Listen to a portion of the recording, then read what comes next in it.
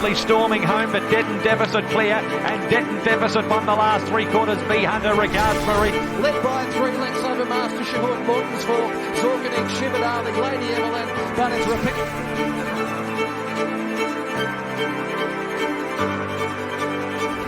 Of a front into the abyss lifting, but it's all too late. Smart to based on it easily. Yo. He's down. Can you hear me? Along those stones, then to Drew Clear's thundering. Defeat River Rocket, third, Roman Norris, and fourth.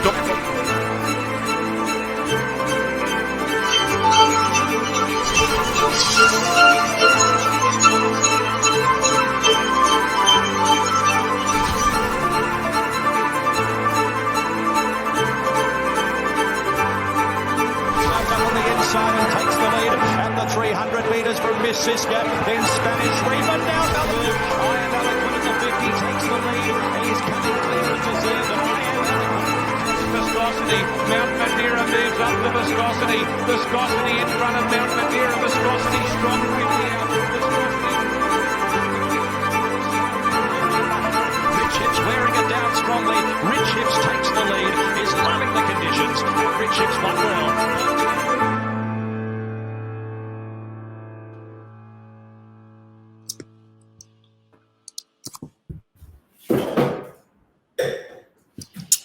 Hello and welcome to the 2019-20 First Light Racing Racehorse of the Year Awards Night, and to our first, and let's hope our last, virtual event during these unprecedented times. So tonight, as always, it is a night of celebration, and the entire First Light Racing team are here, including the 5 beautiful people you see on screen, plus Ruth Bradley from our accounts teams at home, and Aristia Parks Marnie Holloway is amongst 254 guests, all joining us tonight for what we hope is an incredible awards night. So let's start by introducing the people hosting your own awards night for you. I'm Tim Wilson, your host tonight, in partnership with Sam Kilkenny, the very impeccably dressed Sam Kilkenny, who's below me on my screen. Sammy, welcome. Timmy, great to be here. Not how we wanted to do it, but let's make the most of the situation. And thanks for the shout out on the dress. I think the girls look a little bit better than I do, but it was the first time in many months I've done up the top button, Timmy, and I was glad to say I just got into it. Very good to hear. We might check in later in the night to see how that top button's faring, mate. But this is our 8th Racehorse of the Year Awards night. It, of course, started at the Elwood Sailing Club in 2013. We're on a lower budget. Well, probably a marginally higher budget than tonight, but a low budget by our standards. We self-catered. Glenn Boss was the guest of honour. And, of course, Matty Ellerton fell asleep in his chair at about 8 o'clock that night. And the night was largely spent by owners posing with Matty, taking weekend at Bernie style photos with a motionless Matty Ellerton. So I'm not sure, Sammy, whether tonight's improved, but going forward or going backwards. But it was always a great night. I think the professionalism has definitely increased, Timmy, and I think you'll remember one Damien Lane might have taken home the photographer. And I think that happened at about 9 o'clock at night, and then Damien Lane was doing the worm on the dance floor shortly afterwards in celebration. So now we've come a long way. We've come a long way over the years. Plenty of venues, plenty of great venues, but tonight we're coming to the many Victorians. We shout out to you, especially. Including ourselves here, like Timmy up in sunny COVID-free Queensland. But all the Victorians, you're coming from this most special place, which is your family home, and a special shout-out to everyone at the moment. Terrific. We're going to introduce these girls, Sammy. As I said, 254 guests have dialed in tonight. One of our famous owners, John Gusix, even dialed in all the way from Spain. So I feel we've come a little way since the Elwood Sailing Club. But let's introduce these lovely 3 ladies here before you. I'm going to begin with you, Catherine O'Day. You do look gorgeous as always at these events. Normally it's Prada or Dolce & Gabbana that gets the honour of dressing you, but who dresses you tonight, Cotty? It's all about safety tonight. As we know, I'm probably the clumsiest of the team, but First Light Racing dressed me tonight, and I'm sure I won't be going home with any injuries. Very nice. Now, you have the honour of presenting an award tonight. Tell us quickly about the award you're presenting. I was very excited about this award. It's a new one. We've never had it before, but best newcomer of the season. So this is your rising star, your horse that bursts onto the scene and just blows everyone away. We could only pick 5. If I had it my way, there'd be probably 10 or 15 in there, but then we would get nowhere. So look, it's a very exciting new segment, and I'm looking forward to hopefully having it for many years to come. Your mum's going to go without a dance tonight, sadly. She famously loves a dance with Sam Kilkenny at the Racehorse of the Year Awards night. Killer, you'll have to be dancing without Connie O'Day tonight. Absolutely, it's a damn shame. There might be some footage later. We might even show of myself and Connie at the races. Maybe a pickup or two there at some stage. But the time will come, Connie, and I've got you in my sights. Very good. The person that's done all the hard work behind tonight's event, of course, is Belinda Myers. Now, Belle, you are chasing in your own right a very prestigious honour tonight. We've never had an owner go back-to-back with Racehorse of the Year winners. Of course, you're in the much-loved Aristia, but you're also in one of tonight's leading contenders in I Am Eloquent. You could be the first owner to go back-to-back. Wow, no pressure there. My goodness. Yeah, it's pretty awesome. I think I'm up to my 3rd or 4th Horse of the Year night. Don't remember much of the last few, but I think I'll remember a lot tonight. It's not going to be quite as messy here. Well, we'll wait and see. Now, you also have the honour of presenting an award tonight. Tell us your award. I have the pleasure of presenting the best win of the year. So another new category, of course. And yeah, like Catherine said, with newcomer of the year, best win of the year was also hotly contested, and there were plenty that could have won it. But yeah, I think tonight we'll see some deserving winners in the top countdown. True, and of course, last but by no means least, Ashley, you're the one that finds all these eventual superstars for us by scouring through the many yearling sales you do each year. And what I love about you, Ash, is your impartiality. You've got a D-Day Diva print. You've got a D-Day Diva photo. You've even stuck her on your shirt tonight. Just interested to know who you think might be the best newcomer. Well, I definitely voted for D-Day Diva. Yep, she's obviously got a very small share in her myself, so a little biased. But, yep, just showing my support for the Diva tonight. Lovely, very good. You're dialing in from your new digs, your flash new digs in Elwood. Tell us about the award you're presenting tonight. Of course, you've got the big one. Got the big one tonight, the First Light Racing Racehorse of the Year. I can't wait to announce who that might be. Obviously, a very hotly contested race, 6 very well-deserving nominees this year. So, yeah, I can't wait to let you all know who it is. Fantastic. Thanks, girls. I can hear all the women watching this tonight, Sammy, saying, let's get more Tim and Sammy on the screen. So we're going to go down that path. Thank you, lovely ladies. You're going to join us again later in the awards night. Oh, very good, Belly.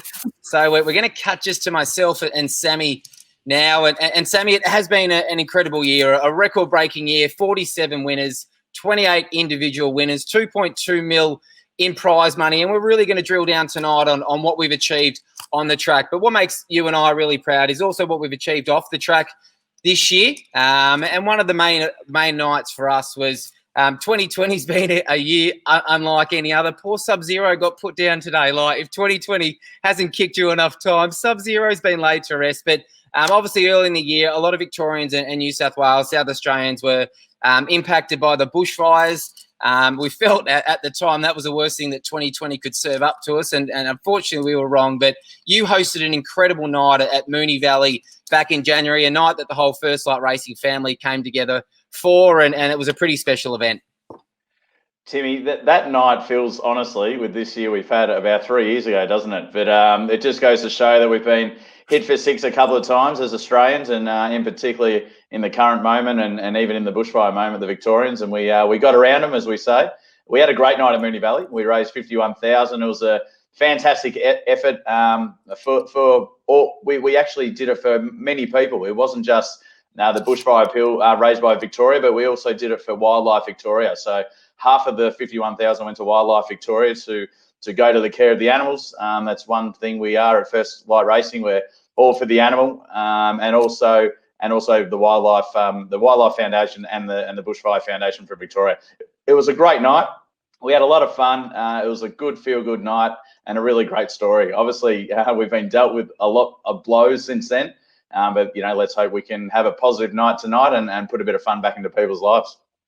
I think the special thing about that night was how racing came together to support you and a terrific event. We obviously had Damien Lane auctioned off his Cox Plate winning silks. Craig Williams was auctioned off a prize on the night. Michelle Payne, where we had so many great people within racing come together and support a good cause, Sammy. And that probably brings us to the second part of this year and what's been incredible for First Light Racing owners as a whole. We've been faced with many a challenge throughout the year. We haven't been able to go to races for a long period of time. Us poor Queenslanders had a spectator-free carnival, but you wouldn't know it, Sammy, with the enthusiasm that's come from the owner base, the way people have sent in photos from home, cheering on their horses. Racing's done an incredible job to keep thriving during adversity, but it's no surprise it's thriving with the incredible people that are supporting the industry in the owners. Spot on, Timmy. Horse racing is the greatest industry in the world, and I think they've shown it through this period. I think the dedication they've done across all the states, not just Victoria, on keeping the game alive has been phenomenal, and that goes down from the senior management of the politics at Spring Street, all the way through to Racing Victoria, all the way down to every single strapper for taking it seriously and doing their best. Racing survives, as always. Death, taxes, and horse racing, Timmy. I think the old coin, Racing Till I Die, has been great in recent weeks and months. It's just something to look forward to on a Saturday.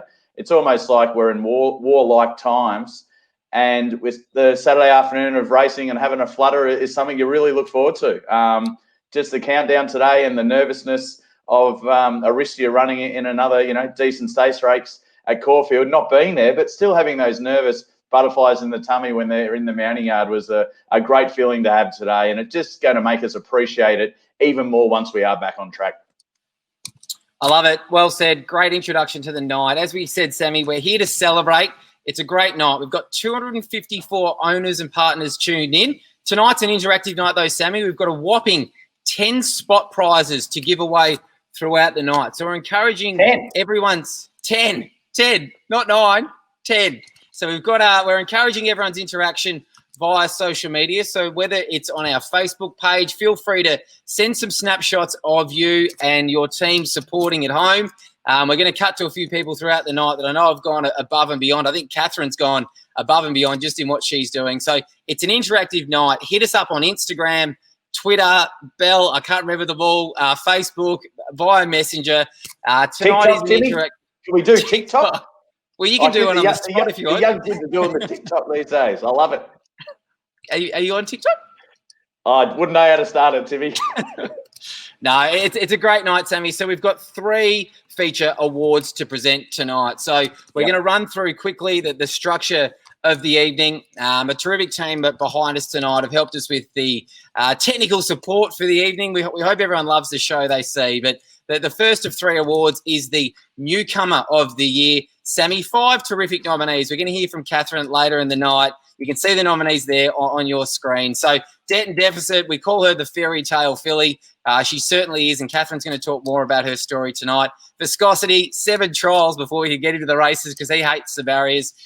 D-Day Diva, Ash has probably given her enough of airtime already tonight, Sammy. Rich Hips, she's a absolute now star mare on the rise for the stable. And then, of course, Stuttering as well, the 5-time winner throughout this season. The key to all 5 of these, Sammy, is they're all this time last year unraced. So it's incredible to look at those 5 names and know 12 months ago they hadn't even seen a racetrack. No, amazing. Absolutely. There's some the best thing about seeing those names, Timmy, is I know they're going to race on and win more races. So it's a bit like the young under-16s kids coming into the draft. I think we've got some fun to have with them. And I notice, if you notice behind me, Timmy, I've got a couple of my most special First Light horses in my little office that I do work from home at. And, well, Aristia, she's a reigning horse of the year, is on top, I believe, there. Where am I? This way. But there was only one there, the Start Stuttering, who's in the newcomer of the year. So I know who I'll be cheering for, Timmy. Oh, very good, mate. We've also got another category. Now, famously in previous Horse of the Year awards nights, we've called this award the Kramer Award because you typically had to come from a hopeless position to win this award. But tonight we're going with the best win, Sammy. So we didn't go down the path of nominees. Instead, we just simply allowed all 47 wins, all 27 unique winners, including 2 stakes winners and 11 city winners, to be eligible for this award. Some of them were glamorous, come from nowhere wins like Rich Hips. Some of them were tough as nails wins on speed like our boy Rapido Chaparro. And then others were just that fairy tale story like a Debt and Deficit, like a Platini, who as young horses, their racing career at a point in time was in jeopardy. And I can't believe tonight, Sammy, we've had over 400 owners vote across all 3 of the awards tonight. It's pretty awesome that we've had I've got 4 fingers up, that have 400 owners vote across the 3 categories tonight. That's pretty cool. Yeah, absolutely. And I think it's a special way to shout out and thank everyone, not only for supporting the industry, but supporting us. And we wouldn't be here without our owners at the end of the day. So thanks to everyone for getting involved. And as we said at the start of the show, because it is a show, Timmy, this is a show. We hope you enjoy the show tonight. True. Well, the one we're here to really crown, Sammy, the big award is the 2019-20 FLR Racehorse of the Year winner. Now, we've obviously crowned 8 previous winners, Sammy. It began with Menage a Charge, as I said, at the famous Earlwood Sailing Club. Miss Maggie Beale, the $13,000 yearling that won at Flemington at Only Start number 3. The multiple Flemington winner, Face Forward, was our 3rd. Mighty Trevinda, Big Trev, was number 4. Nasdaq's the 5-time winner. The only previous 5-time winner was our 5th racehorse of the year, Sammy. The Oaks Day winner, Linguist, was number 6. And, of course, the Oaks heroine, Aristia, was number 7. But I think looking at those 7 previous winners, Sammy, and contrasting them with the 6 nominees this year of Debt and Deficit, I'm Eloquent, Aristia again going for back-to-back, the Cup winner, Rapido Chaparro, the Stakes winner, the 4-time nominated, now Stakes winner, Smart Coupe, and your mate, Stuttering. I don't think it's ever been as open an award as it's been. I think last year we tried to create some drama, but Aristia was always going to win it last year, mate. I think these 6 are all stake claims in their own right. Absolutely. Well, Aristia went in $1.04 last year, and this year you could probably say it's 3-1 the field. So I think that also is a compliment to our current stable. I think we have so many consistent good horses coming through, and what I love about First Light Racing is just some of these older horses now, once they get to 4, 5, hopefully beyond, they just keep running. They keep running around. As a famous person once said, they're racehorses, Timmy, race them. So that's the stuff we want. Like with Aristia going around again, you know, she ran well enough today. We know she wants to be there. It just goes to show that we can have so much fun with these horses. You know, you can retire them too early, Timmy. We want to beat the races. We want to be cheering them home. We want to see our colours going around. And what a great lineup of 6 there. We're going to speak a little bit more about each of them. But hey, who are you going with, Timmy? I think you know the answer to that. My heart's with Aristia. I'd love to see her go back-to-back killer. She posted 113 rating when she ran 2nd to Melody Bell. I'm sick of watching the replay. But, no, I think it's Aristia. Sammy, your thoughts, your vote? I'm Eloquent. I really love her. She was a great win. She went over to Adelaide and ran 2nd in Group 2 over there. Dead and Deficit, new on the scene. Rapido, we nearly lifted off the roof of the Emerald Hotel when he won the Port Macquarie Cup that day. That was a really great highlight. Smarty, so consistent, deserves a nom. Stakes winner. Probably didn't have the best season outside of that stakes win, but definitely deserves to be there. Oh, Timmy the Queenslander, Stuttering. I love him. He's an exciting horse. He's going to make the group grade. I think he can win a group race in Queensland next year, and who knows, we might be there. We've always wanted to have a good live chance on Magic Millions Day in January, and the start, he could be the one. So I'm torn, Timmy. I've just got a little soft spot for Stuttering, as you know. Oh, that's awesome. Well, as I said, it's an interactive night tonight. I think that's enough for you and me. Killer, let's get down to business. We've actually got a bit of a waiting room tonight, so we've got a number of guests we're going to cross to throughout the night. Now, the winning trainer of the Horse of the Year horse will be joining us later tonight. So we've actually stuck all trainers in the waiting room. Gay's not happy. Right. She says you're already going over time, Timmy. I can't be up all night. We need to get to this award. So let's dive in. We said it's interactive. Let's get down to business. Now, like you said, it was like a live show. It is. We've actually swapped our first 2 guests around because we can't locate the first guest. So we're going to dive into Sammy, a couple of owners that we know are at home with nominees. So you're going to do the interviewing of a great couple, Tara and Stu Bynan. They're real favourites of ours, owners of Debt and Deficit. So I'm going to drop away, hand over to you, Stu and Tara, and I can't wait to see how they're enjoying the evening. Rightio. So do I get to see the two? Well, it's great he called you. Hey, Ashley, it's good Timmy called you Stu. That was a good start. That's not he remembers me. Yeah. We can bag him all he wants because he's not on now, but great to have you two here, Ashley and Tara. And have a look at that. Are you coming from the winning owners room at Flemington? Yeah, we've tried to create our own little bird cage during this coronavirus. So you can see the silks, you can see the Flemington bird cage, and you can see our campus of Debt and Deficits win at Flemington. So, yeah.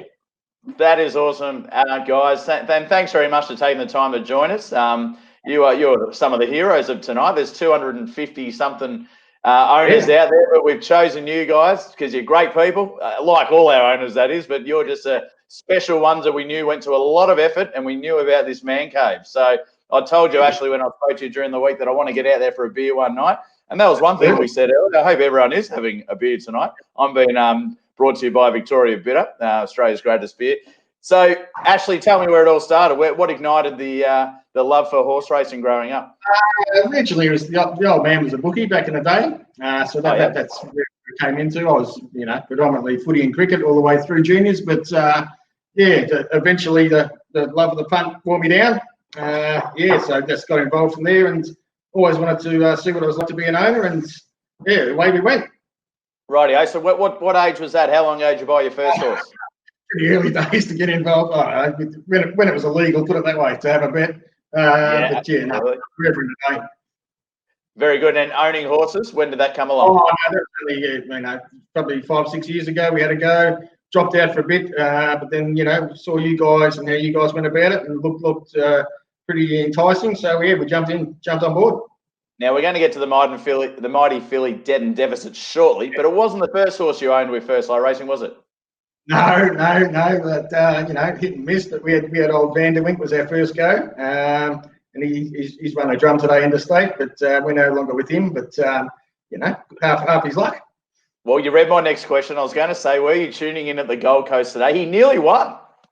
I haven't seen it, but we saw the result. Yeah, he nearly pinched it. So, good on him. It's, like I said, we're no longer winning, but we wish him well.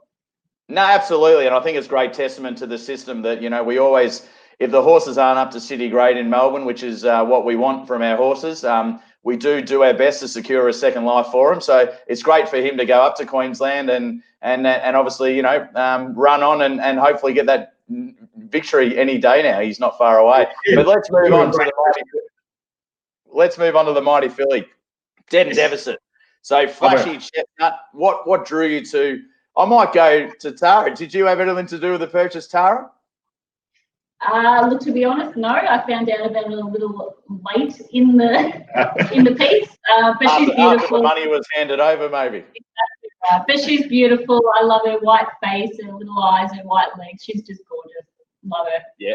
Oh, fantastic. So let's fast forward to her first race day. So I think the win of the year that we're going to have an award for later, I reckon I voted for her for win of the year. Now, a lot of people might think Flemington, but I say Geelong. I thought her Geelong maiden win was amazing.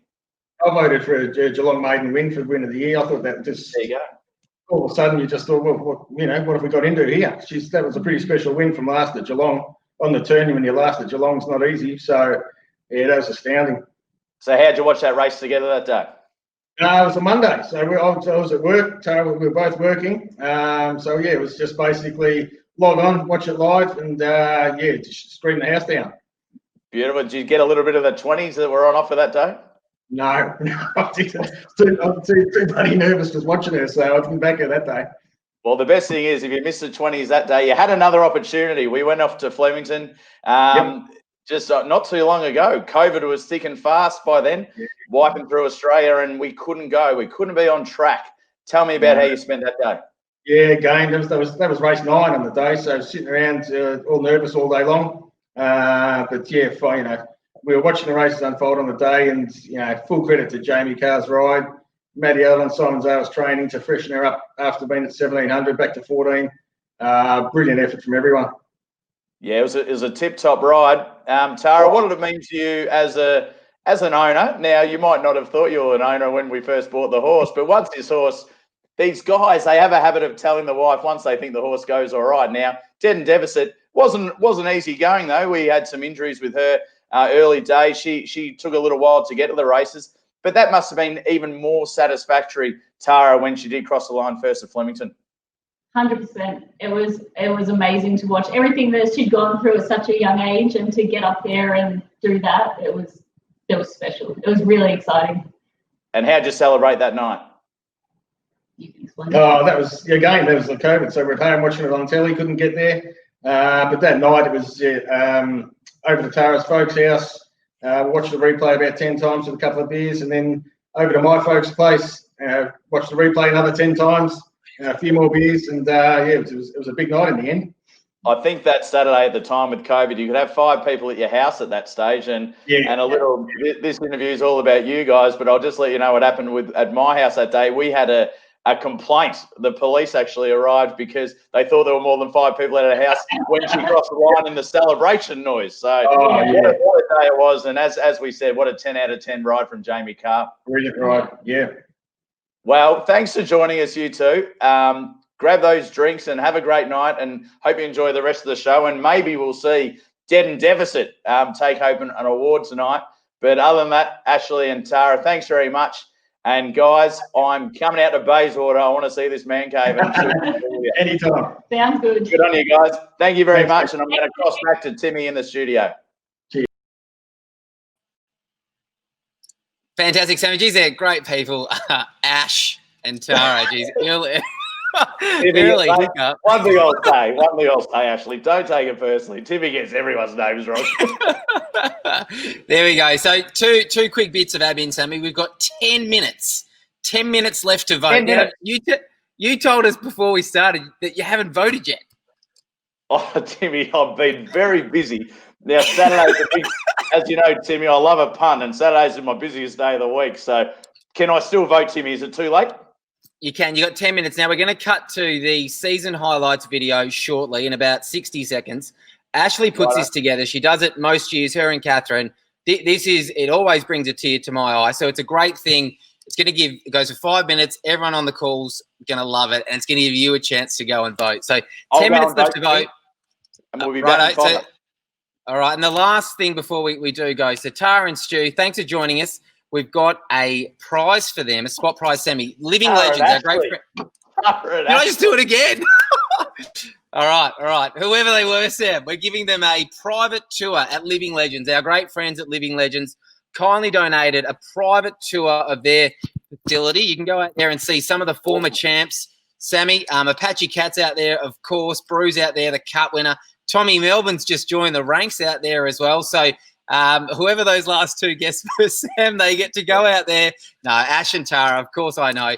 They get to go out there and enjoy an afternoon at Living Legends, a personal tour, Sammy, for joining us tonight. So they are two great people, very much loved by the stable. So I'm going to throw now to the season highlights video. It is, again, an absolute spectacle. Enjoy.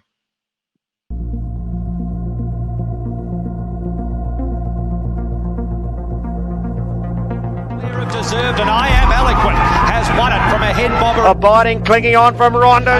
He's going to trot in a lovely pose. It comes late. Belvita by Alexa. Comes, but Prince of Celebs. Lead Capios in front, and Idijul, but Bailey's for Optimizer. Call it, watch it. And Ferrotorpe's cutting away. Comes over on the inside, but Hot Sock wins it. All the way for Crystal Love. Von Rossen is the breadwinner. Photo finish. Now you know me. It's all too late. Smart Coupe's done it easily. He's down scoring. Savio crawls clear, and Savio won it. Harley having no answers and taking over Flag Edition. And it's Rapido Chaparro all the way in the Port.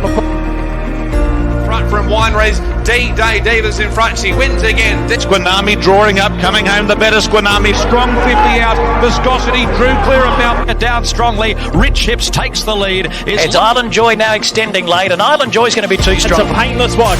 Mensa Missile by Denton 5. Deficit clear, and Denton Deficit won the last week. Stuttering's in front and Stuttering gets up. Sight racing, we're taking the target with Michelle.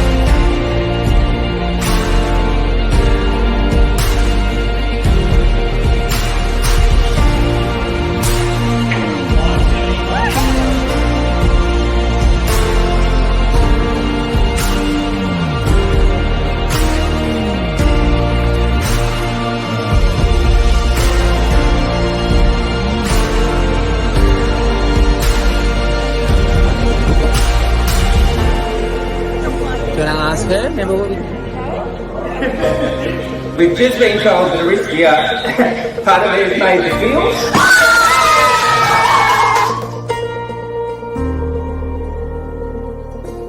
I think Mensa Missiles just jumped out of this morning.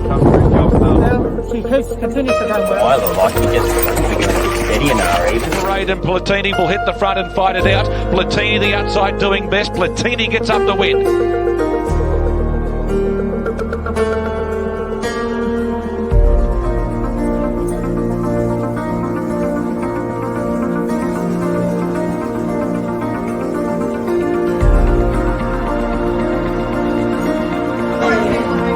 Rapido!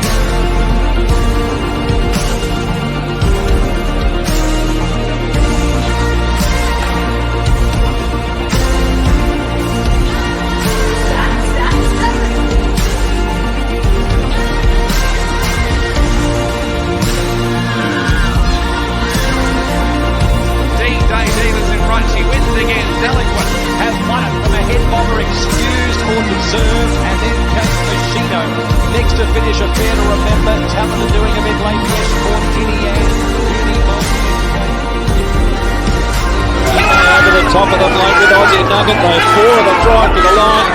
Oh, gee, if I had a leadie, it might be Black Sail right up against the inside. But gee, the Savioka Bridgewood Drive, Snitzer Peg, lucky for all, and We Take Manhattan finished last.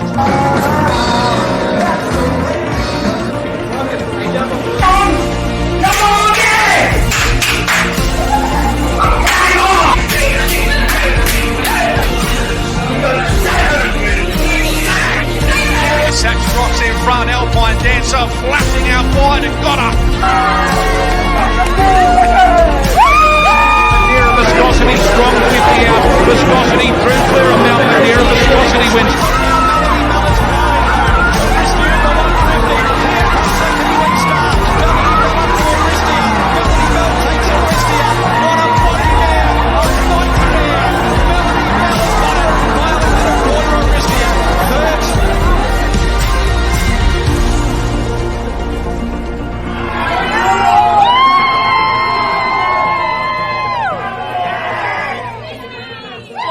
She's pretty good. Ash Dowley, well done. That was a terrific video. Really captured what was an incredible season. So well done to the whole team. I hope everyone enjoyed that. I cried watching that the first time. Couldn't watch it the second time for obvious reasons. But I'm going to bring back my my mate, Sam Kilkenny, and we're going to cut to the second owner's house. Owner's also semi with a nominee tonight. They're probably one of FLR's most famous owners. They've been with us almost from day dot. Now, they have the inevitable living position that I think they're either 3 apartments above or 3 apartments below Simon Zara as they look gun barrel down the Flemington straight. But you absolutely adore them, Wayne Gatt and Julie Van Steenis. Yeah, no, great friends of not only myself but everyone of the First Life family, and I call them Punch. Those two, there's a couple, because there's no party without Punch. And these two are at every First Light Racing event. They're first to get there and last to leave. And I say that in the most positive way because they're great people. And I look forward to talking to them.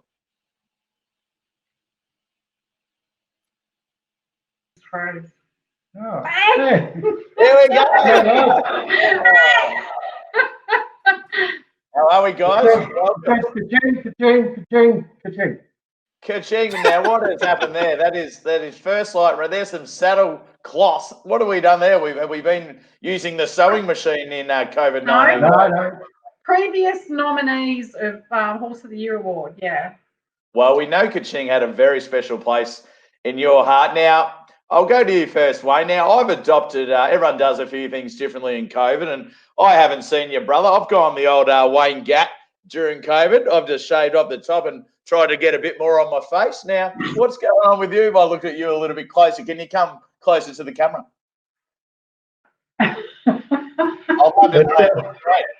They're looking for Santa Claus for Christmas. Julie, what do we think of the new and improved Wayne Gatt here? Oh, it doesn't bother me. That's great. That's all good. Thank you guys for joining us tonight. It's as I said, you've been very special.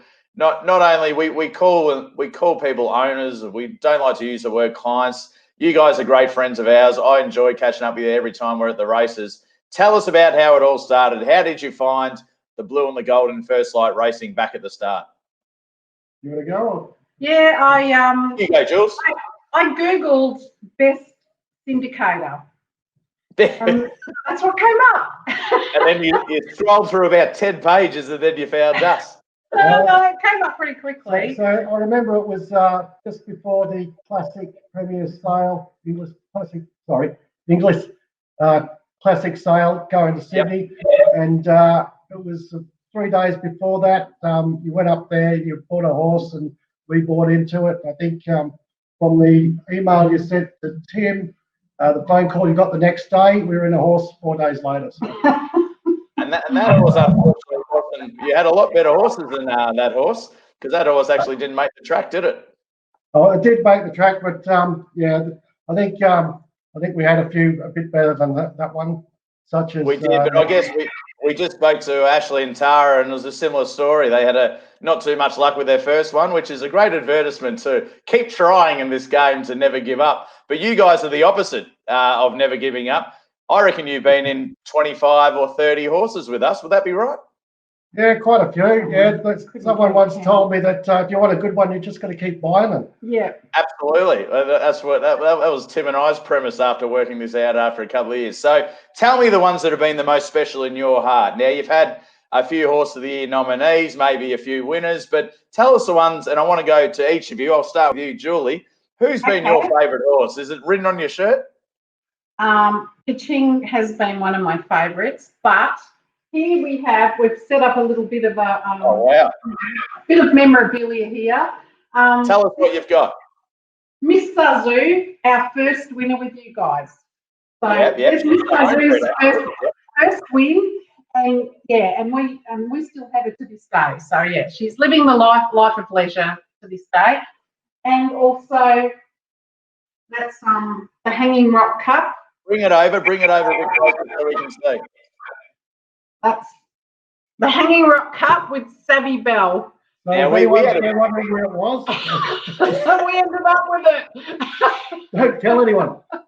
Well, in COVID-19, we shut down the office, guys, so you could hang on to that for a little while longer, maybe the rest of your life. But we had a great day at the races that day. We celebrated. We didn't celebrate at Hanging Rock. We were at Caulfield, weren't we? I can't believe you didn't show that before. That was like the best celebration of all time. Well, I think it was that video that went onto social media that realised it was time to start shaving my head. Yeah, it's all good. All good fun. We had a few drinks out of the Hanging Rock Cup at the Emerald Hotel, if you'll remember that night. That was a great night. I do remember that. What about you, Wayne? That's where we rescued the cup from. Absolutely. What about you, Wayne? Who's been your favourite horse over the time? It's definitely Nasdaq's. He hasn't won the most prize money. I think the Peter Chaparro has probably won a little bit more than him. But Nasdaq's, he went to 3 stables, started with Peter Moody. He won with Peter, went to won with Karen, went to Elton Zara, won there. Peter won in South Australia. So So definitely my favourite horse is Mazdak's Big Chestnut. He's Mazdak's Horse of the Year. Absolutely. He was definitely an owner's horse and a punter's pal, as I call him, because he just loved being in the winner's circle. He had many wins and provided many great highlights. But you two are very involved in racing. Obviously, tell us a little bit about where you live and what you look out the window to. Yeah, we look out over the Flemington Strait. We got 270-degree views, so we've got city views as well as the Flemington racetrack. We sort of got a couple of horses with Ella and Zara. We can, with the binoculars behind us, not sure if you can see those, but look straight into their stable, so we can see our horses working around the pull track or doing training in the mornings. Wayne always lets me know when Catherine O'Day's turned up to work on time. I think she was probably there 3 hours before she's supposed to be anyway. But who else is in the building? There's a few other famous racing people. And can you confirm the rumour? Are you above or below Gay Waterhouse in the apartment building? Simon Zara. Simon. We're below Simon, but you haven't seen Gay. I think we started the rumour that Gay had an apartment here. She actually doesn't. I think Gay arrives on the helipad on the roof. But possibly. Well, I'd like to thank you both for joining us tonight. Not only for joining us tonight, but thanking you guys because you've been stalwarts at First Light Racing, hence why we wanted to get you on tonight as a show of our appreciation. As I said, great owners, but also great friends. And I really look forward to getting out of COVID-19 and doing what the three of us do best personally, and that is getting to the races, backing winners and having a good old time. And I can't believe we actually had the Horse of the Year awards again this year. I'm so happy that we could be part of it. Yeah, great concept. That's really kind, guys, and that's the exact reason we hoped that we would run it successfully, and that means a lot to us. So thank you for joining us, and without further ado, I'm going to throw it back to Timmy, but I'll speak to you guys shortly. Sammy, two great people, Wayne and Julie. I love it. There's a lot of interacting coming through on the social channels, Sammy. So we're going to put up a few shortly. But of course, we said tonight's all about prizes. So the same Living Legends of prize goes to Wayne and Julie. Now, it's only an afternoon, Sammy. So it's a private tour. You get to meet all the former champs. It's only an afternoon. We might need the jaws of life to get Jules out of there. I reckon that will be an absolute dream come true for her to go out there to Living Legends. Absolutely. And one thing about them and a lot of our owners, Timmy, is the love of the animal. Jules especially loves them. She wants to know where the horses go when they're retired, who they're sold to. She's often kept shares in horses as they've moved on as well. So they really do love the animal. They're going to love Living Legends and we love them. So we really got a great thrill and very kind words from Julie there at the end. Oh, well done. All right. Well, one of the famous parts of this event, Sammy, is we typically announce the male and female owner of the year. Now, Wayne and Julie famously have previously had that gong. They have been male and female owner of the year. And the way we've done it in the past is typically it's the owner that's travelled furthest to watch their horse live at the races. By way of example, last year, Jackie Valance, who travelled all the way from Perth to Ipswich to watch D-Day Diva debut, took out the female owner of the year award. But obviously, Sammy, we live in unprecedented times. So I don't think that qualification criteria is as apt this year. So what you and I have decided to do is we're going to move with the times a bit. I think COVID-19 is all about making the best of the situation we're in. And one man, Sammy, that has made the absolute best of the situation he is a fella up here in Queensland, another great Queenslander who owns shares in the good filly D-Day Diva. He is one of two owners of the year, and we've got a video and then a photo to show why he is a worthy winner of owner of the year. Excellent. Yep, no, he's here already. Bruce, you're here.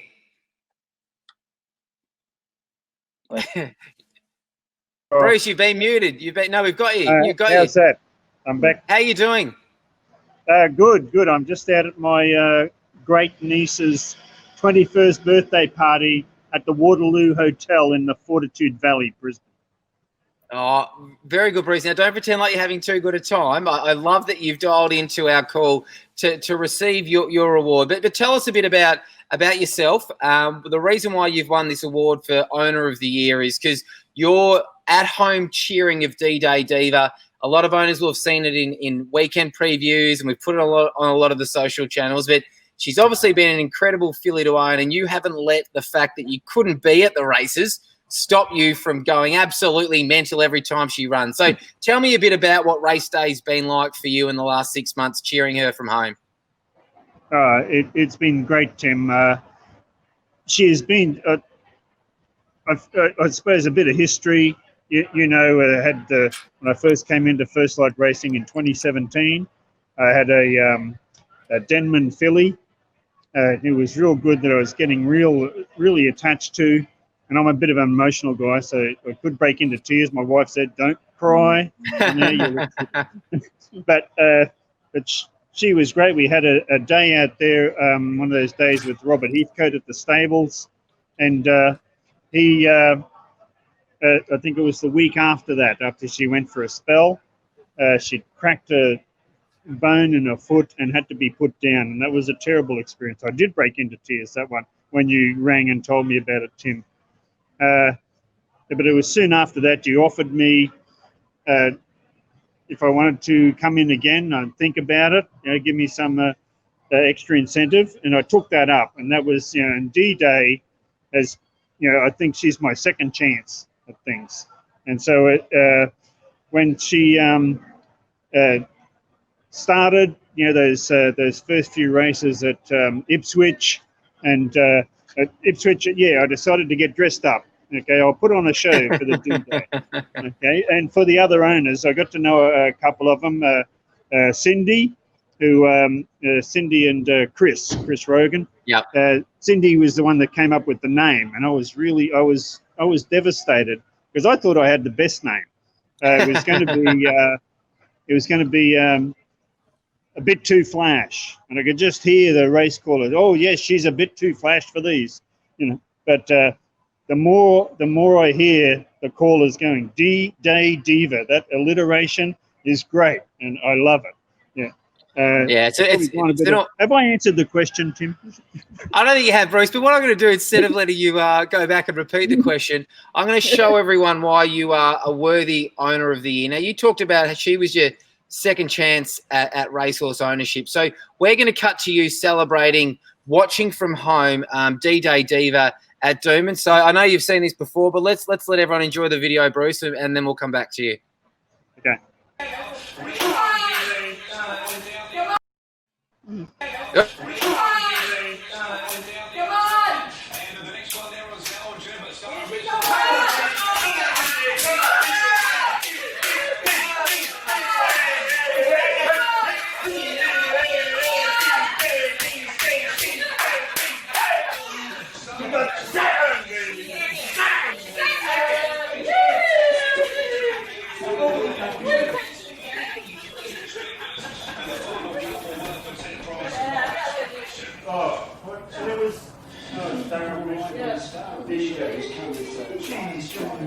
Bruce, I absolutely love it. Now, two things I want to pick out on you there, right? So firstly, where did she finish?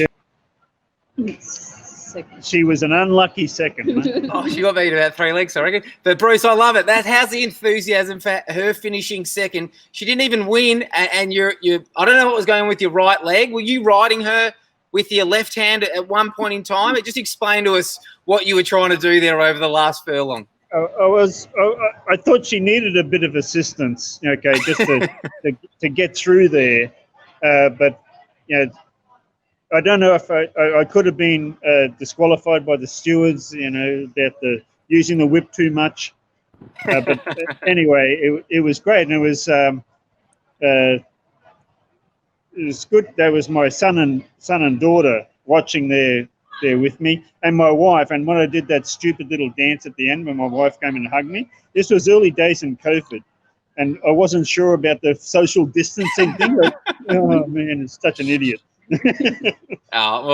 Bruce, you're not an idiot. You encompass everything that I think racehorse ownership should be, and we spoke about it earlier in the night.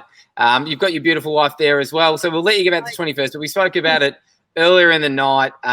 These are challenging times, but Racehorse ownership is a wonderful thing that helps keep people together through times of adversity. And you two guys, the way you've celebrated D-Day Diva, you couldn't get to those big races she ran in, but I think you encompass everything that we all aspire for as racehorse owners. So enjoy your 21st. You're a welcome winner of the Owner of the Year, and we've got a $400 voucher for an AVC venue in Brisbane coming your way. So you're allowed to hug your wife. I think that's allowed. I know you didn't want to do it when she crossed the line, but take your beautiful wife out for a lovely dinner on the team, and thanks for being everything that embodies racehorse ownership, guys. Thanks very much, Tim. We appreciate it greatly. You're a great ambassador for racing. Thanks, team. Brucey, what do you think? What was going on with that leg, Timmy? I thought he was trying to play a pedal drum. I reckon I've seen him in Burke Street Mall busking that bloke. Good on him. Nah, it's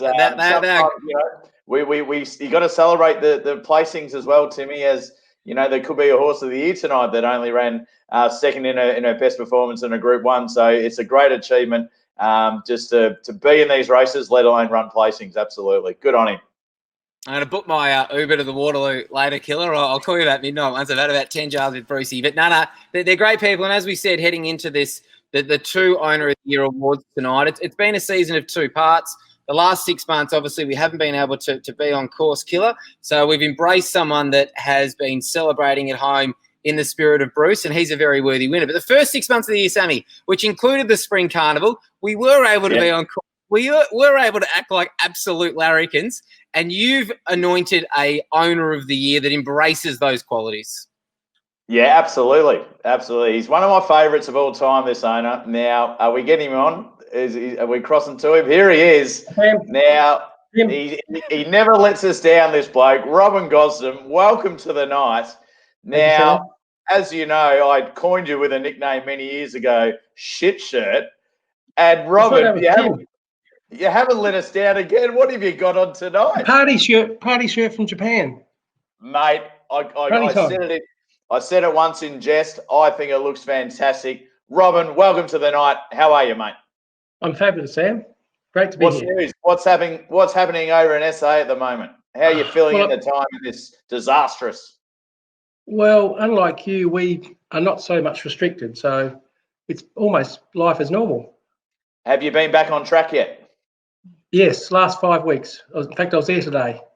Well, that makes me very jealous that you're at Morphettville, but I've caught up with you many times, and whether it be on Victorian racetracks or South Australian racetracks, you're a very well-known guy around Morphettville Parks.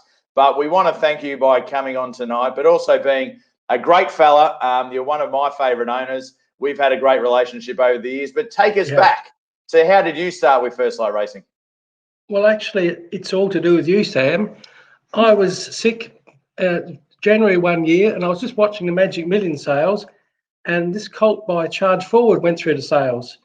And I saw it was bought by First Light. I didn't know much about it, but I thought, well, I'll just check the phone number down the bottom and give someone a call. And it was you. You're actually in the back I think you're in the back of a taxi. And you talked me into... I wasn't in the boot. No, I don't think so. But from that was just the start. Unfortunately, that horse, Lochinvar Charger.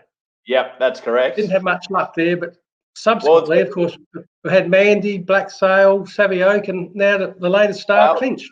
Well, hang on a second. Yeah, we'll get to some of them, but that is a common theme tonight, that sometimes you do have to have an average horse to have the patience to get to a good one.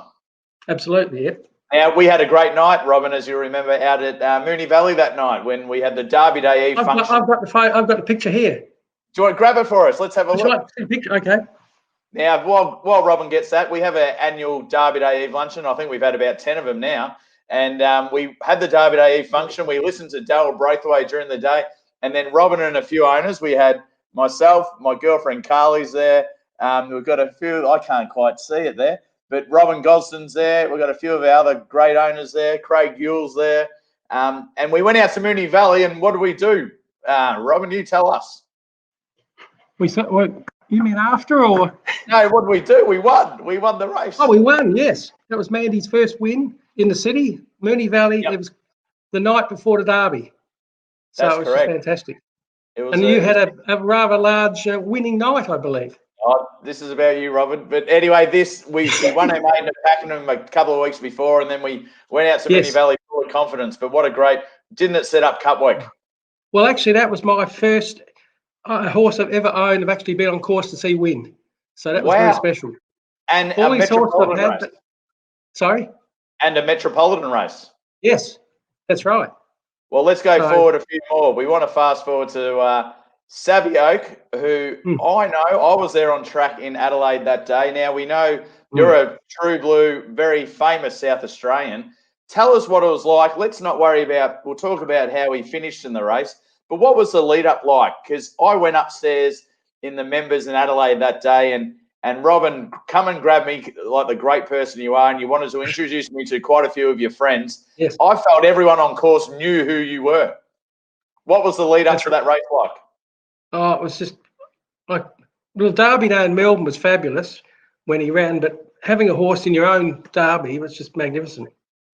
And he ran us, we were so proud of him, weren't we?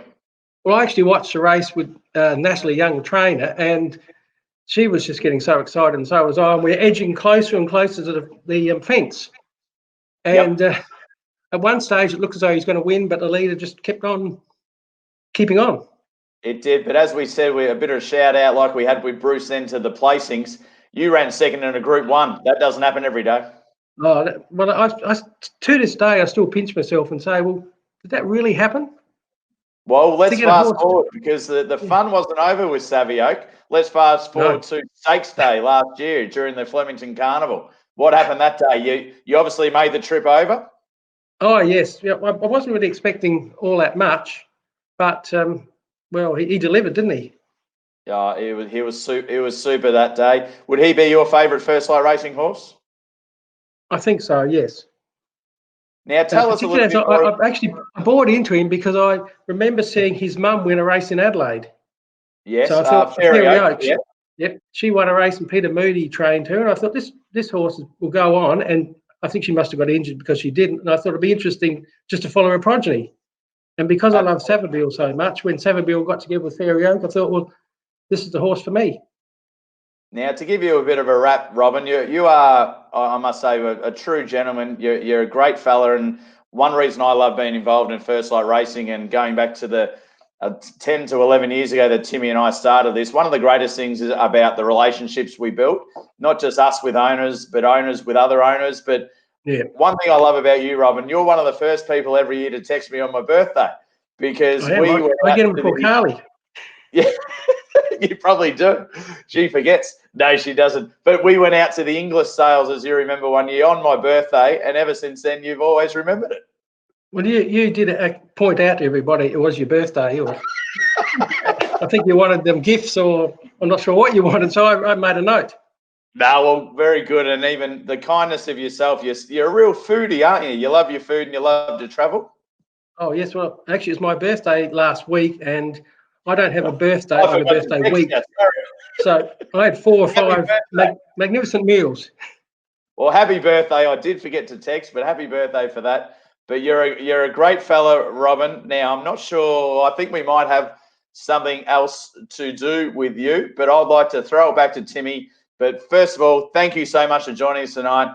Thanks for being a great supporter of First Light Racing. But more importantly, Robin, thanks for being a great bloke. It's great to have you involved with our company and our club. Thanks, Sam. I always look forward to seeing everybody, all the First Light people when I come to Melbourne and when they come to Adelaide. And when they come to Adelaide. If you ever go to Adelaide and want to go to the races, ring Robin. He's your man. Yep. I'm always there, unless I'm overseas at races or in Melbourne. Good on you, Robin. We'll throw it back to you, Timmy. Okay, thanks. I love Robin Gosden. He's great, isn't he? He's one of the best. Now, for everyone that hasn't yet seen it, we're going to play the footage of Robin celebrating Savvy Oak's win on Stakes Day, and this is great scenes, Killer. It's after 8 o'clock. We could show. Saddle the Sun. Third tight El Don or Starcaster, then Grinzinger Star. Next Ridgewood Drive, Snitzer Peg, Lucky for All, and We Take Manhattan finished last. Look, he's always shown a fair amount of class. It ran in the Cranbourne Cup going back a couple of starts ago.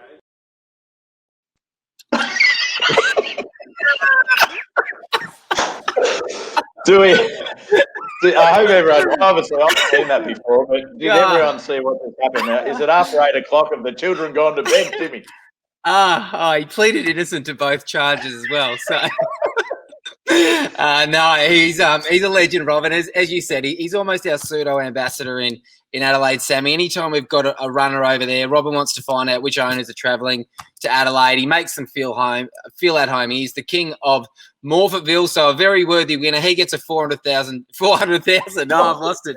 $400 AVC voucher for a pub in Adelaide. That'll go a long way in Adelaide, so he could probably have a few meals with that voucher.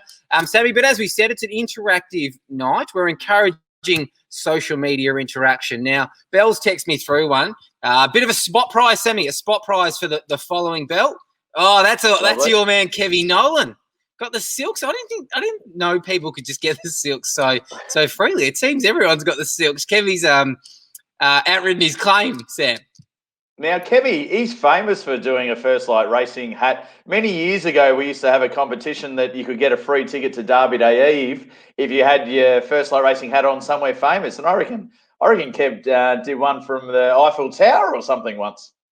Yeah, I reckon he got a famous golfer once upon a time to wear it as well. Yeah. We stopped giving away the tickets because Kevy kept winning them. So no, I'm sure we'll do that issue. We've got another one, Sammy. Another one's come through on the social channels as well. Very famous, Damien Davola, who's struggling through ISO. He's got a bit of castaway there, killer.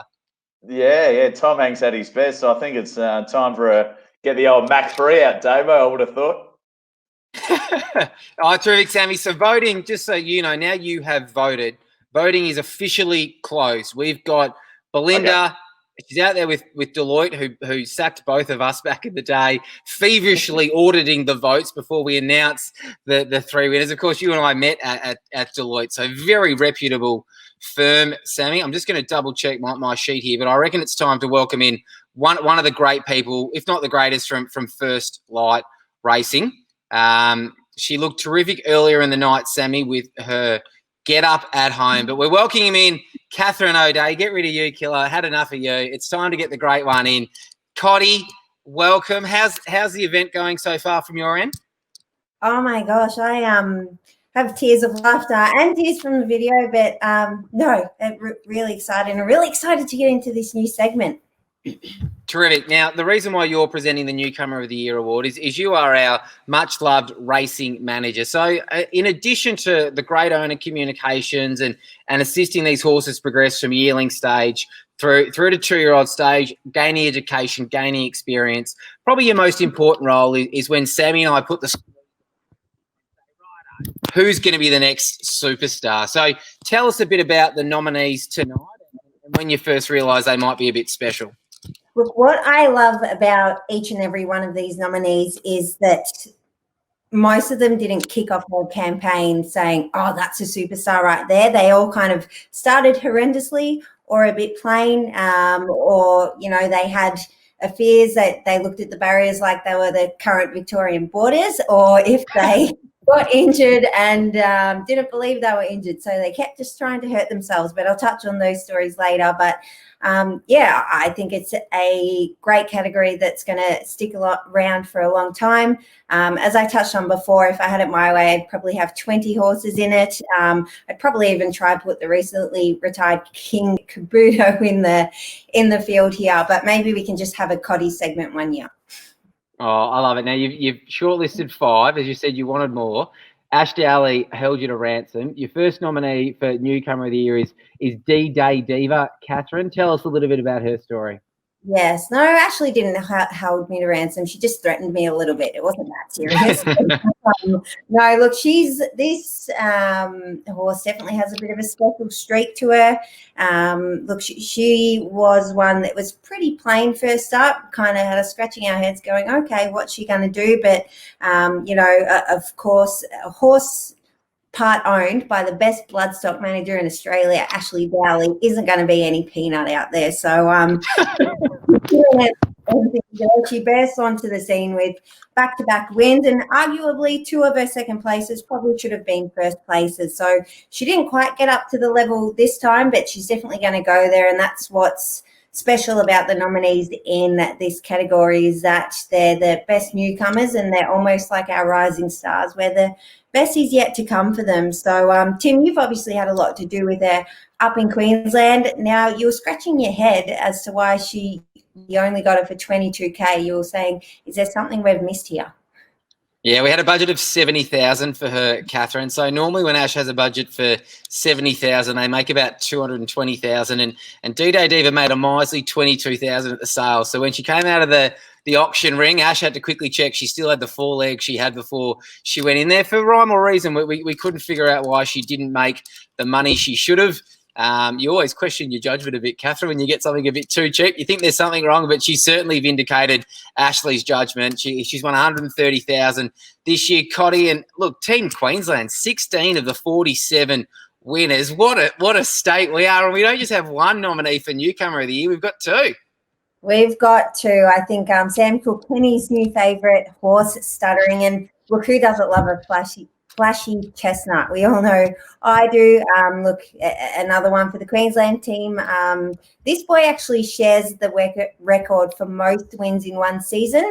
Another flashy chestnut that you all saw before in Wayne and Julie's little segment was Nasdaq's, and he was actually Horse of the Year for 2018, I think. So Stuttering might just try following his footsteps if he's lucky enough. But look, knowing the horse he is, he burst on the scenes with those 5 outstanding wins, and look, he'll probably even try to go better next season and get 6 and probably even chuck in a few stakes wins in there the way he's going. So no, he's a very special horse. He deserves to be in this category. But again, he's another one that started a bit plain. Timmy had you with your kind of tail between your legs. You saw him at a 400-meter dirt jump out at home and text some of our most prominent owners and said, boys, this is it. And what happened from there?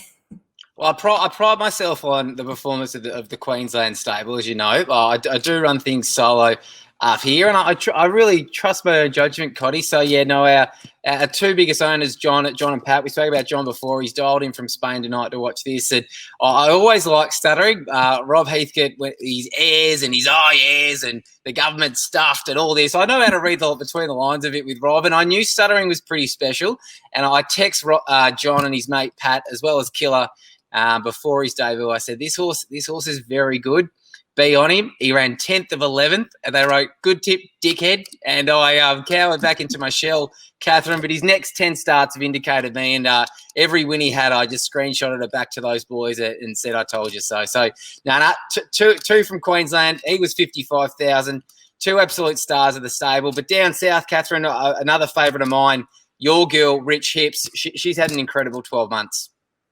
Yeah, this girl's just all class. And look, she I think we knew she was special before she went to the races. There was a jump out in Traralgon. Now, for all you Queenslanders, that's kind of out on the way to the middle of nowhere in Victoria. But Jamie Carr in the saddle, and she just exuded class, this girl. And look, my favourite thing about being racing manager for this team is you really get to know about, sorry, Tim's had a blackout there. You really get to know the personality of each and every horse, and she just carries herself around everywhere in class. You know, I can go into her box, take her rug off, and she doesn't bat an eyelid. She's the coolest, calmest, collected horse out there. And look, she's another one, again, that started off a bit plain, a bit of a pattern going on here, but you know, anyone that doubted her early days has certainly eaten their words now. Look, she came to fruition back in January, I think it was, and just decided to go back-to-back wins. And this preparation, she absolutely flashed home at Sandown from the middle of nowhere, and then put in a really strong second at Caulfield. Now, she's still probably one we're trying to work out, but you know, she's already got about 130K in the bank. So for a mare that's still quite lightly raced and we're still figuring out, she's going pretty good. So she definitely deserves to be in this category. And I assume once we really get to the bottom of her and figure her out, you know, she can quadruple that prize money for her owners. Great trainers, trainer Natalie, Catherine. They didn't have it tough with Rich Hips. She was just a good horse from day dot. You talk about that jump out. She was always classy, Rich Hips, always been a favourite. But they did have to earn their keep with your man, Viscosity. The Barrier Rogue, the one that thought the barriers were the current Victorian borders. But yeah, look, this boy, it probably got into a situation where we were going, can he run? More so, can he go to the barriers? He just had a nice little habit of spotting the barriers and decided to pull a Chautauqua, but at least Chautauqua could enter the barriers. This boy just wouldn't have a bar of it. So the amount of jump outs that were probably listed on Racing Australia, I can't even count them on both hands. But look, we got there. We got there in the end. His first few runs, we were probably just focusing on getting to the barriers, get him out the barriers, and then just let him flop around as long as he gets that part right. But look, I remember his fateful win at Cranbourne. It was probably a heavy 20. I think they called off the races after his race, but I was out there with a lot of his fantastic owners, and he just that moment, and I'm kind of stumbling my words now, that's how I was on that night. I was like, okay, wait, this horse can actually run. So then it was nice to stop thinking about his barrier manners and, start thinking about his talent. And then he just shut us all up by going to win at Flemington. It was just an outstanding kind of turnaround from this boy. And that's a real story that I like about him.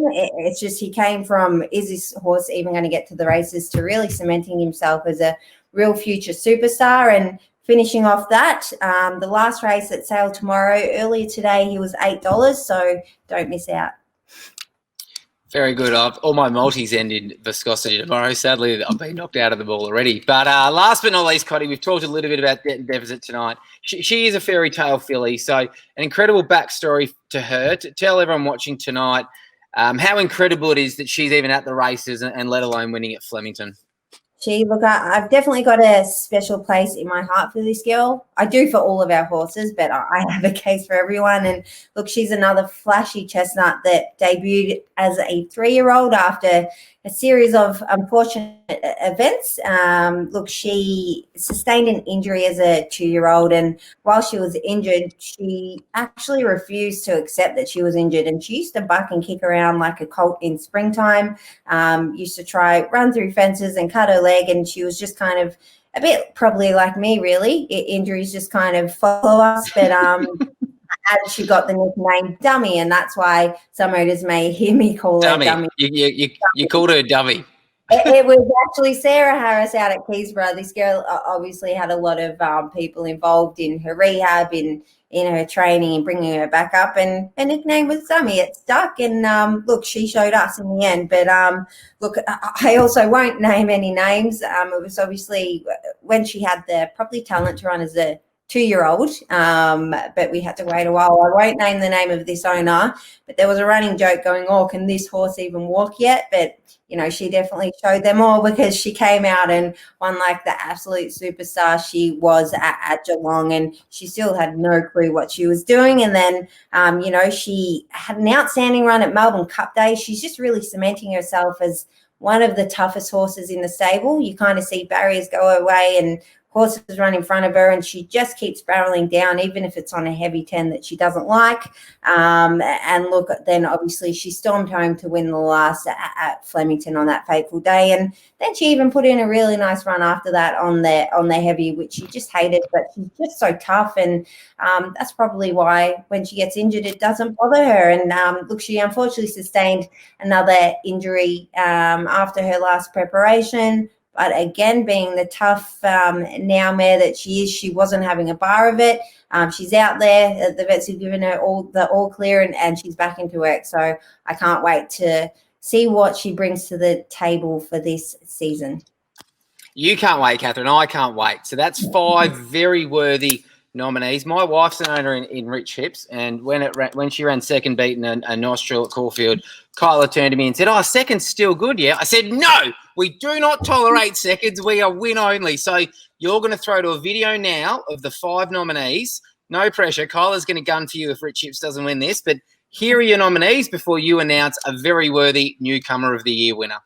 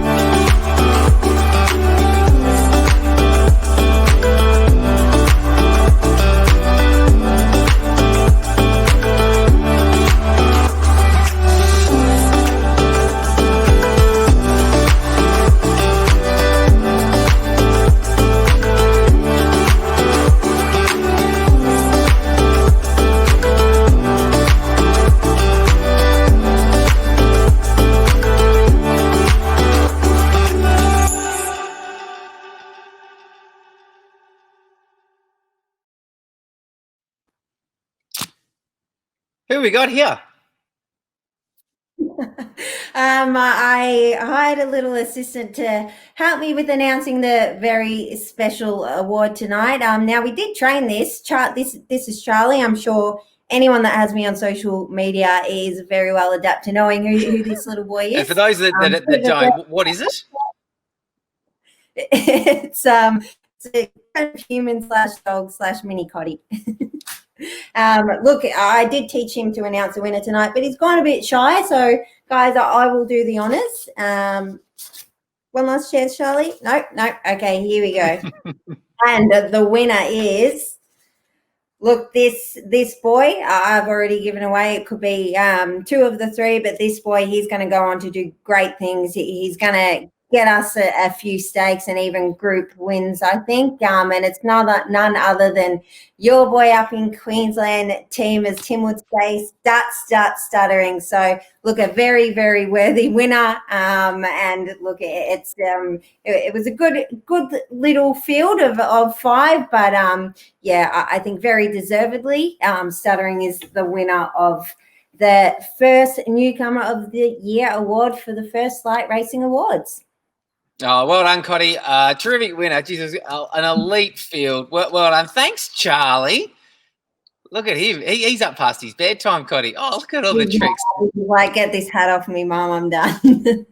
Well done to all the owners of Stuttering. He is every bit the epitome of the Newcomer of the Year. He is a rising star. There is a date at the Magic Millions in January with his name on it, and we can dare to dream by the Queensland Carnival next year. Cotty, he might be a lightweight chance in a very, very good race. So thank you for joining us, to you and Charlie for joining us tonight, Cotty. Excellent work. We're going to throw back to me, I think, by myself for a moment before we go to the best win of the year. But, Cotty, thanks for joining us. Belle tells me we've got 2 more spot prizes. So, firstly, Belle, Fee Bunting, famous Fee Bunting. Look at that, the at-home pick. Thank you, Fee. Thank you for joining the podcast. You've almost merged into the horse there as well. Oh, what do we got here? Are they the Uggs? Is she the Ugg boots? Wowee. The newsreader epitomised there. She's going with the fancy dress with the Ugg boots. Very Melbourne.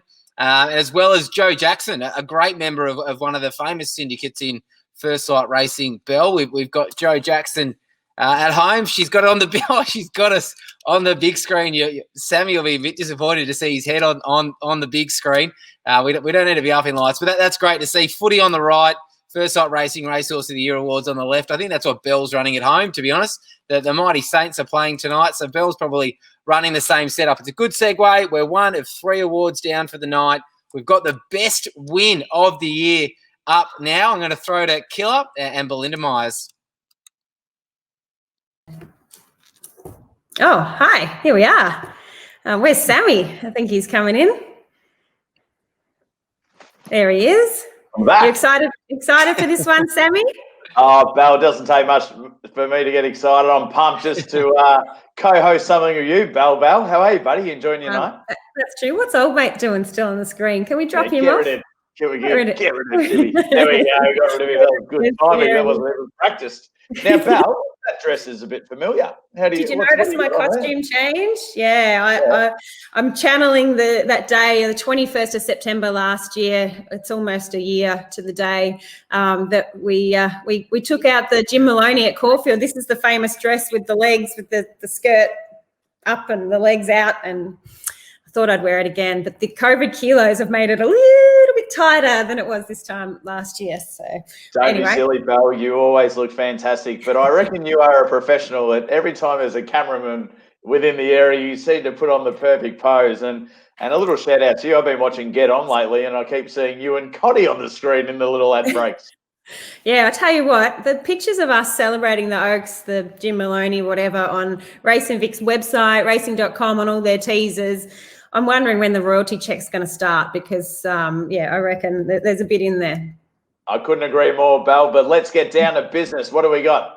Yeah, absolutely. So we're here to launch or to announce best win of the year. So pretty cool category. And obviously Sammy spoilt for choice this year. I've been around for 3, I think, and haven't had a year anything like the year we had last season with 47 wins, 27 individual winners. I think it was 11 city wins, a couple of stakes winners. So what we did with this category, Tim said earlier, we just nominated every winner. It's not necessarily about, you know, who won the most prize money or who did this, who did that. It's just what do our owners think was the best win of the year. And we threw it open to see what would happen. And we've got a top 6 ready to play into the broadcast very shortly. Yeah, cool. Well, I might start with a couple of mine, I guess, highlights, and I might throw back to one or two of yours before we go to the finalists and ultimately the winner. But I mentioned earlier, Dead Deficit's maiden win. You know, you could easily say her Flemington win was fantastic, which it was. And it's all personal opinion on what you define as win of the year. But I thought her maiden win from an impossible position was great. Rich Hips, devastating turn of foot only in recent weeks, and that's at that Sandown midweek. Savvy Oak at Flemington, he was great. I Am Eloquent, obviously, win of the year because it was probably a surprise. She went around at about 30-1. We knew internally she had a great chance, but to win a stakes race at one of our favourite tracks in Caulfield and have, you jumping everywhere and Connie O'Day on my shoulders, and, that was great. Platini, back from, horrible injuries that he had, so much promise. That I know that meant a lot to the team when he won on the Pakenham synthetic, and then obviously ran really well in town after that. So there's so many different ways you can actually define the win of the year. So many worthy winners, Belle. How are we going to do it?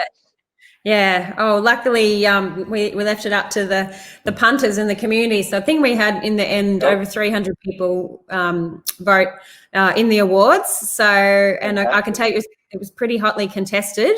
But I think the top 6, I reckon you'll nod your head at each one and go, yep, it deserves to be there. It deserves to be there. I'm with you a little bit on Debt and Deficit, that maiden win.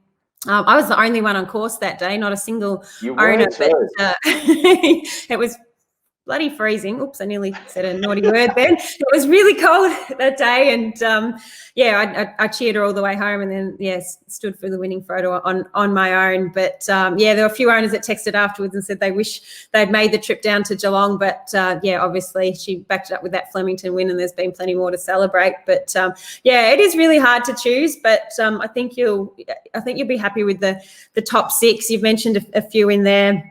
Savvy Oak. I'm not sure. Did you mention Platini as well? That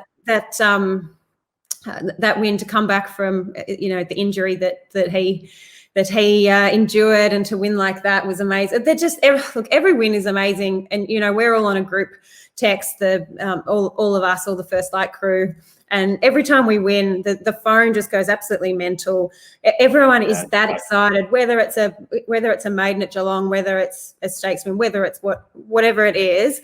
We live and breathe this business and the owners that support us in this business, and we celebrate every win like we own a share in the horse. So choosing a best win is like choosing your favourite child in a way. It's a very, very hard task. So I'm glad that it was up to everybody else. Well, without further ado, Belle, let's do it. Cool. Well, just we'll get that video queued up. So this is the top 6 countdown for a win of the year, best win of the year.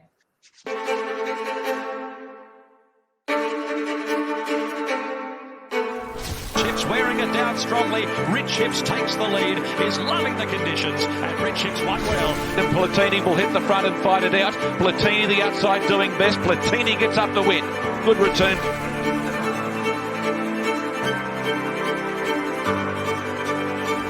Onto the front, into the abyss lifting, but it's all too late. Mark Gervais done it easily. He's down scored. Savvy Oak moves up on the outside of Saddle the Sun. Savvy Oak crawls clear, and Savvy Oak won it. Savvy Oak elected it for the Sun.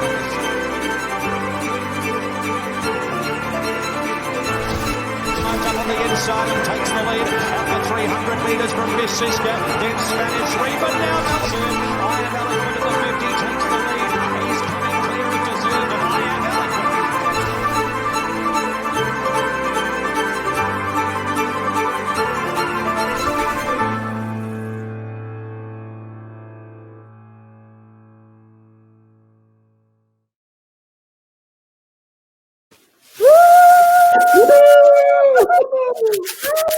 Now you didn't even tell me, because I wasn't aware of who was going to win. But a real special one for us, Belle, because we do get addicted to this horse ownership like all our owners out there. And you and I own a little toenail of her, and that was a special day, wasn't it? A very special toenail, yeah, it was pretty awesome. So just running through there, and the second place was Debt and Deficit, the Flemington win, Savvy Oak at Flemington, Stuttering, of course, there were 5 to choose from. He won at Doomben on the 20th of June. That was the one that was nominated with the most votes. Platini's win that I mentioned, and Rich Hips, her most recent win at Sandown. So they complete the top 6. And like I said, it was hotly contested. I can tell you that the ones at the bottom, there were only a few votes separating pretty much all of them. So I've been madly doing up my slide while we've been, you guys have been hosting the broadcast so that I could get the order just right. So yeah, really hotly contested. I think, like I said, all 6 probably deserve to be there. Absolutely, and I sort of just had a look at that slide where we had the winning photo then of all the owners in the underground. Remember, it was pouring rain by the time the presentation was ready, and they put us into the winning owners room. But I really look at that fondly, and to me that really sums up horse ownership. I was at the front there with Connie and Peter O'Day. Now, Catherine O'Day, who does a wonderful job at our company, her father, Peter, was my first boss as a young accountant at the age of 18 in Essendon back in the day. Her dad played 300 games plus for the footy club I was at. And it was a great way to reconnect, obviously, Catherine working with us, but then to own a horse, albeit a small share. It doesn't matter if you got 1%, 5%, or 100% of a horse. To have that thrill to have with Catherine's parents and also my cousin Scotty Wilson and all his mates led by Murph and Ricky and all the rest of them. It was a really great day, wasn't it? And have a look at those pins, Belle. Those pins in the photo you had on show that day. Yeah, they got a lot of attention, those pins. And just as I said, the minor placings were very hotly contested. I Am Eloquent's first place was set in stone, pretty early on in the voting. So she did attract the lion's share of the votes from owners. So congratulations to the other owners involved, and to you, Sam, and to me, of course, with my little toenail.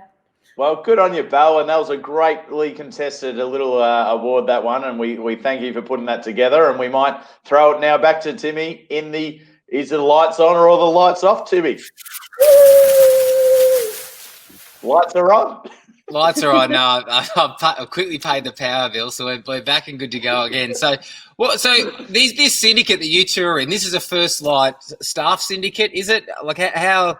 I didn't know I was in the ownership. Timmy, no. I'm a little bit more intelligent than people give me credit for. All I know is if Belinda Myers goes in a horse, jump in as soon as you can. Wow. Yeah. It was a great day, Sammy. There was a record number of owners there that day. It was a miserable day weather-wise. I remember Nat Young jumped into my arms and I slipped. I thought I was going to get Nat Young squash me to the ground, but kept my feet a bit like you did when Connie O'Day jumped on you. But the rain brings out crazy things in people. We all had to huddle up the back. There was a tiny area. Normally you've got the big mounting yard. We're all huddled up the back. There was losing owners. There was losing owners there that if you saw the video, Sam just hugged him anyway. He didn't care that they got beat. He was happy just to give it to anyone. So, hands down, best win of the year. Loved it. Yeah, she was awesome, and we'll hopefully see her back at the track not too far away now. So that's something to look forward to as well. Absolutely. Next Saturday. Thanks, guys. Good on you, Belle. Great job. Oh, that was great, Timmy. What do we got coming up now? No, you're done. You're out. So bringing in we're bringing in the great one. The great one. It's time to get serious, Sammy. We have hit the pinnacle of the night. So with great things come great people. We welcome in the great one, Ashley Dowley. Now, Ash, this night wouldn't happen without you. You're the one that's tasked with the responsibility of heading to yearling sales every year, finding these future stars. I want you to talk me through these 6 nominees for the 2019-20 FLR Racehorse of the Year. And I want you just to remind everyone what you paid for these 6 as yearlings when you're out there sourcing them. It's firstly, I'd say it was a team effort between Paul Willits and myself to find our superstars. But it's an exciting time of the night now. First Light Racing Horse of the Year. So Let's start off with Debt and Deficit. She was the $20,000 yearling, the one that no one wanted but us, of course. The little chestnut filly with the white markings. I'm not sure what was not to love about her. I know some people, Paul Willits doesn't like a certain kind of chestnut coat colouring, but she had this funny coat, but there was a lot to like about her physically. Anyway, no one wanted her but us. And she came out and she's done what she's done. She's now a nominee for Horse of the Year. So from a $20,000 yearling to a Flemington winner, debut winner, and then Flemington win all in her first season of racing is a phenomenal effort. And to be honest, I get a better thrill out of seeing these little cheapies win a race like what she did than the more expensive ones. So yeah, that's Debt and Deficit. I'm Eloquent. Belle and Sam spoke a lot about her. She was not a cheapie. Was she our most expensive that year, Tim? The most expensive nominee, yeah, for sure. Most expensive nominee this year. She's a daughter of I'm Invincible, the phenomenal sire that is I'm Invincible. Her price tag was it was easy. She was always a big, strong, imposing type of filly. The kind of filly that you target at that price range at every sale. And of course, it's so rewarding to see, I say you get more of a thrill out of these little cheapies getting to a big win like this, but to see a mare that we really targeted, paid a lot of money for, filly, I should say, to come out and win a stakes race, that's the dream, that's the target with these kind of fillies. And she's done that. She's rewarded us with what we paid for her. She's now worth, I'm going to say $500,000 maybe, at least a minimum, as a broodmare prospect, maybe a little more. And she's still got so much more ahead of her. She's won a stakes race as a 3-year-old. Anyway, she was just a standout. She was a big, strong filly, really imposing type. She looked like a colt, like D-Day Diva. She looked like a colt as a yearling. We loved her. I'm Invincible's renowned for producing yearlings that can't walk, but she was one that could walk, and she was just stunning in every way. So she was easy. Well, look, who's next? Smart Coupe, another cheapie like Debt and Deficit, Tim, from Tassie. We love the Tassie sale. It's a really good hunting ground for us down there, and she was the couple of years before Debt and Deficit, but similar price tag. 20, was it 22, Tim? 20 or 20? Yep. 22.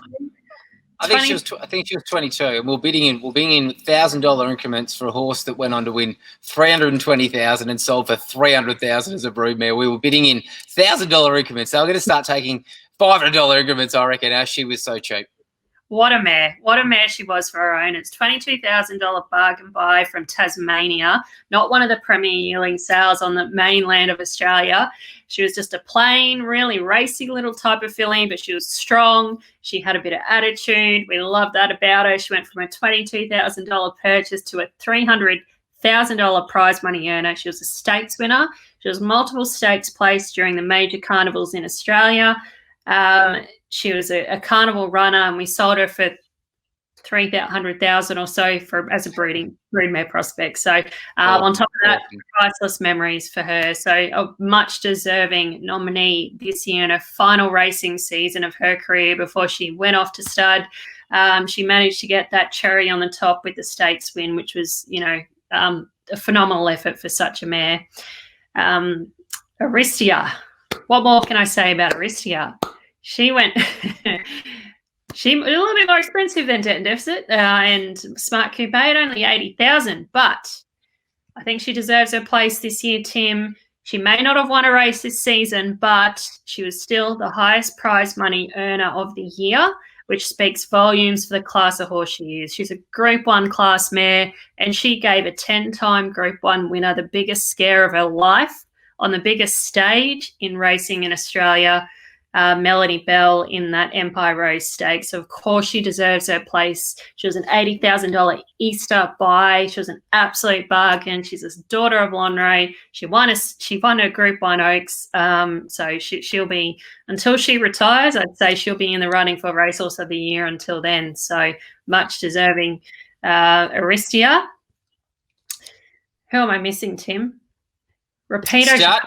Stuttering. Oh, start stuttering. The youngest nominee this year, the 3-year-old. He's the only 3-year-old to be nominated this year. So the youngest amongst the older horses. He made his race debut. He's already taken out the newcomer of the year. He made his race debut in October, finished the season with a record number of wins for the season, 5 wins for the season, just surpassing Nasdaq's from memory. Was it Nasdaq's with 4? Same, they both hit 5. Yeah, no, they both hit 5-time winners. There you go. He only had the 12 starts in his only racing season. He started in October. He had 12 starts for 5 wins and 5 placings. So an incredible strike rate. Stuttering, I think he's the most before last. At the time, he was the most expensive horse we bought in Queensland. $65,000 buy. He's out. 65. Is that expensive, Ash? Yeah, at the time. He's outdone that without a doubt. And you've already spoken a lot about stuttering already. He's showed ability from day one, and he's completely defied the odds. We've seen him defy the odds so many times with horror barrier draws, wet tracks, tough runs, terrible rides, yet he's still found a way to win. He knows where the finishing line is, and he just has that real will to win. So he's a very exciting horse for the future. Already in 12 months' time, what we've seen is very exciting. And last but not least, Rapido Chaparro, the bold front runner in true Gay Waterhouse style. He's been a super horse this season. He's had his best season yet. He makes his own luck out in front. He's a son of High Chaparral. No one knows how to train the son of High Chaparrals better than Gay Waterhouse and Adrian Bott. Look, he may hate a wet track, and he's not the biggest fan of Melbourne. He loves Sydney Life, so we've kept him up there. He's won a Port Macquarie Cup for us. He's our cup winner for the year. He also won at Canterbury at sitting level. He's multiple placed at sitting level this preparation. He's had a phenomenal year. He's a stayer for the future. He's always been a beautiful horse from the moment we saw him. He was an Easter yearling, Tim. From memory, I think it was 120. 140. 140, close. 140,000. You're very good at spending the money, Ash. You're not very good at remembering how much you spent. It's just, when we say just buy it, we just buy it. So it doesn't matter what the price is. If we love it, we just buy it. So Rapido, he's always been a stunner. He still looks like a stallion. I know he's been gelded, but he's just got that look about him. He's a beautiful horse, and he's a little bit precious. Like I said, he hates the wet tracks. He hates Melbourne, but he's got everything going his way. He's a very good horse, and he gives a great sight out in front. So that's our six nominee for the year. I don't know why D-Day Diva didn't get in, but maybe next year. Should be in next year for sure. As will Scottish Miss Queensland. Just keeps punching, Ash. But let's recap. We've got a Horse of the Year nominees video. At its conclusion, Ash Dowley will announce the 2019-20 FLR Racehorse of the Year. For one more time, here are your nominees.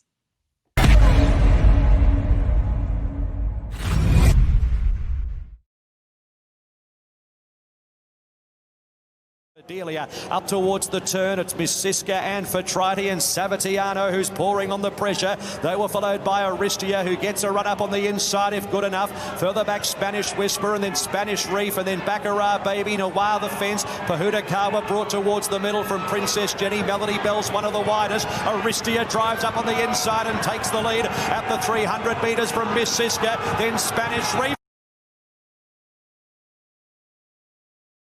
to catch up around the turn at the 450. It's Rebel Racer on the inside of Eluding, who has led from the start. Final Man Oriental, Defiant Dancer in a line behind them from Regards Marie. Detton Deficit is winding up, and then came B Hunter getting into the clear. Eluding grabbed by Detton Deficit at the 200, followed by Regards Marie and B Hunter out late. Detton Deficit went for home, 100 to go. B Hunter is absolutely storming home, but Detton Deficit clear, and Detton Deficit won the last 3 quarters. B Hunter turn at the 400 metres. I Am Eloquent off those, and they were followed by Kui Rupp, who presents about 4 deep. Fashino behind them from Deserved, and then Westport darting back to the fence from Beauty Bolt Tragic, and then Foxy Lady Art Collection joined by Excused, and they were followed next in the field by I Am Eloquent, who's chiming in as well. Excused, I Am Eloquent go together from Fashino and Deserved. I Am Eloquent at the 50 takes the lead. He's coming clear of Deserved, and I Am Eloquent has won it.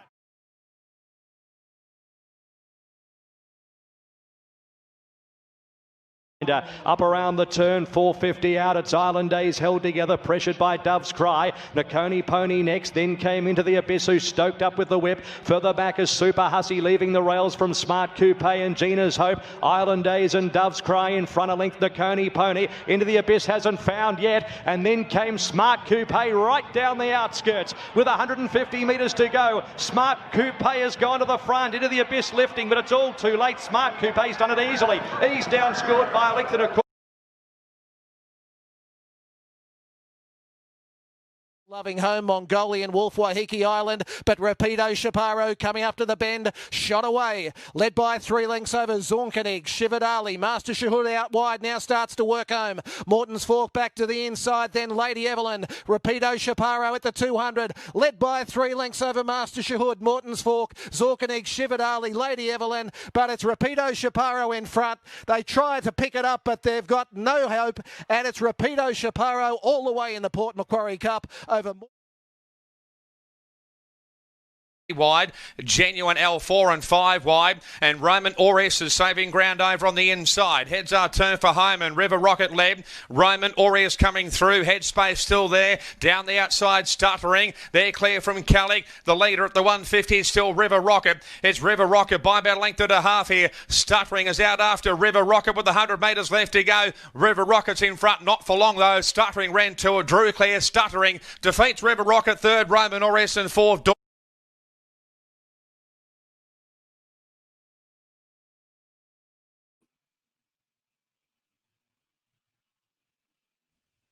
Call us for further info, Ash. Call us for further.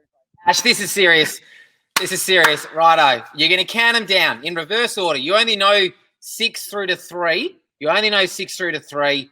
This is serious. The 2019-20 FLR Racehorse of the Year in 6th position. All right, in 6th position, I've been given this, as you said, 6 3 to 3. In 6th position, we have the old stalwart Smart Coupe. So well done to Smart Coupe owners. Cheers to Smart Coupe, absolute legend. She's a 4-time nominee, Ash. She was nominated as a 2-year-old. She was undefeated at 2. Stakes performed at 3. Stakes performed at 4. Stakes winner at 5. We've bid her off to retirement, but she has been the absolute darling of our stable for many, many years. So well done, Smart Coupe. Well done to her owners. I know there's a lot on the call and a lot have gone into new owners. So congratulations. She is an absolute queen. Well done, Smart Coupe. Queen and Queen Mother to be. In 5th place, we have Rapido, our Port Macquarie Cup winner, Rapido Chaparro. Oh, he's a legend, this horse. Like 2-time winner this year, twice second placed in town. The best story about the Port Macquarie Cup is that the 2 owners that flew in, they walked into the local Port Macquarie pub with the cup. It was like they had the keys to the town. They reckon there was hundreds of them drinking out of the cup that night. He is an absolute warhorse, Rapido. Congratulations, Gay and the team and all his owners. He's got a lot of terrific owners, Ash, all around Australia. He's a ripper, Rapido, and I still reckon there's better races in him. He went from a 70 rater to an 88 rater in a season. I still think he's got a star next to his name. So well done to Rapido and his owners. Well done to Rapido. You can tell Gay Waterhouse she can go to bed now, get ready for track work in the morning. In 4th place, we have the absolute bargain buy of the maybe century, Debt and Deficit. Flemington winner, debut winner, and then Flemington winner to 9th start. Debt and Deficit, well done. You can tell tonight that we've cut to her owners. Coddy's spoken a lot about her in the Newcomer Award. We spoke about her a lot in the preview. She is a little fairy tale filly. Stress fractures of the pelvis as an autumn 2-year-old. She was probably 50-50 to ever race, Ash. She went around $26 on debut because we knew she went good, but we didn't know how good she went. To buy a horse for $20,000, to win 150,000 in a season, to go and win at Flemington. She beat some of the best credentialed 3-year-olds that day, Ash. She is the quintessential fairy tale racehorse. So congratulations, 4th place, Debt and Deficit. She's an absolute ripper. Well done to Debt and Deficit owners. All right, 3rd place. This is the last one that I know of. So, Tim, I know you voted for this one. She's the star of our stable. She's our Group 1 queen. Aristia, well done. She hasn't gone back-to-back this year, but she is top 3. She's taken out 3rd place in this year's Racehorse of the Year. Oh, she's like Hawthorn, Ash. You can't keep winning premierships. The league will bring you back. Look, she's a victim of her own success. She started the season 101 rater, of course, coming out of an incredible 3-year-old season. She was a Group 1 winner, Group 1 placed, Group 2 winner, Group 3 placed as a 3-year-old. Started the season at the elite level, came to the spring late. Her second to Melody Bell. Did you like my selective editing? I'm sick of seeing the finish to that bloody race. So I just cut it off at the 150. But that is the best mares race in Australia every year, the Maya Classic. She proved herself the best mare in Australia that day. Just took some bloody Kiwi mare, knocked her off. But she deserves all the accolades she gets, Ash. Loved her run today. All right, she's had a year off. She'll take some beating this year, but she is the queen of our stable. I'm shattered she didn't win, but it's obviously taken 2 pretty bloody good horses to beat her if she doesn't get it for a Group 1 placing. That's right. I'm surprised you didn't throw Kyla and Charlie in that little edit there. The top 6 at the end of the first video. That was Kyla Wilson and Charlie Wilson at the end there cheering Aristia on in the Empire Rose Stakes. So we're down to the top 2, Tim. I don't know who they are. Well, I do. It's either I'm eloquent or stuttering. Either I'm eloquent or stuttering. It's the pride of Mexico. It's the pride of Mexico or the pride of Queensland. Stuttering is a 5-time winner, Ash. He was phenomenal throughout the season. He's got a date with the Magic Millions Cutest race in January, and I'd go as far to say he'll be a lightweight race. He'll be a lightweight in 12 months' time. I won't give too much away, Ash, but he's been an absolute incredible horse for First Light Racing in Queensland to win 5 in a year. He's without doubt the greatest horse we've ever had in Queensland, and his counterpart, I'm Eloquent. Look at the feathers in her cap. She won a major 3-year-old stakes race in the spring. She's the only horse to be stakes performed in the spring and in the autumn. Her first up run in the Group 3 in Adelaide in the UClays had to be seen to be believed. So they are 2 of the absolute best horses, not just of the season, Ash, but in any other year in their own right. They're probably worthy winners, but you and I have rehearsed this. Are you ready? I'm ready. The winner, the winning envelope. I'm going to pass it to you. Here we go. All right, guys. Our Racehorse of the Year is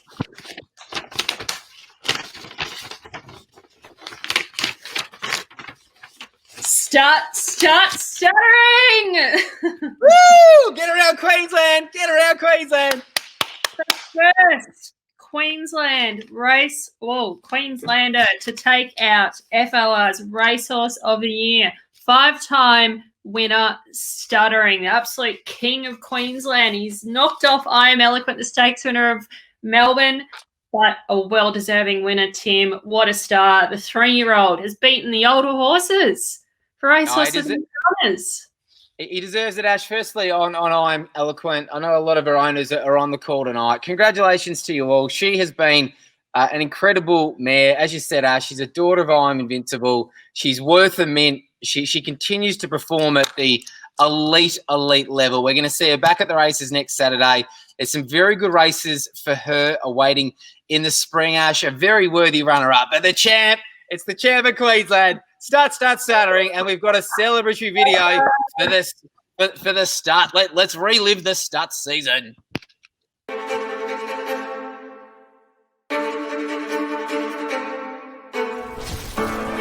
Stuttering a half in front. Vogue lunging again. Stuttering beat Vogue. There you go. Stuttering's in front and Stuttering gets home by a half length of Violet. Spirit Rich and Bestie. Stuttering and Bestie are the two, but Stuttering does the best, and Stuttering defeats Bestie and Spirit Rich. Go. River Rocket's in front, not for long though. Stuttering ran to a Drew clear. Stuttering defeats River Rocket third. Stuttering now late as Hero Bell, but Stuttering's in front, and Stuttering front from Hero Bell.